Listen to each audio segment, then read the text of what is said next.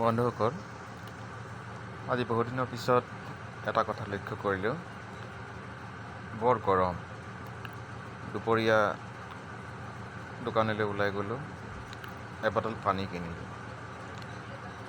পানী আমি সাধাৰণতে 500 ml পানী 10 টকাত খাওঁ, কিন্তু দেখা পালোঁ যে 750 ml পানী 10 টকাত পাই আছোঁ।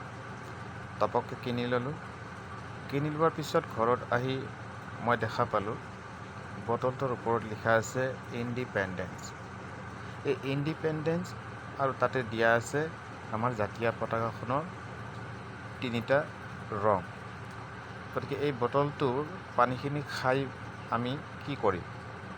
আমি তাক ডাষ্টবিনত পেলাই দিম, ৰাস্তাৰ কাষত পেলাই দিম, নতুবা কিবা কৰিম, সেইটো পিছৰ কথা।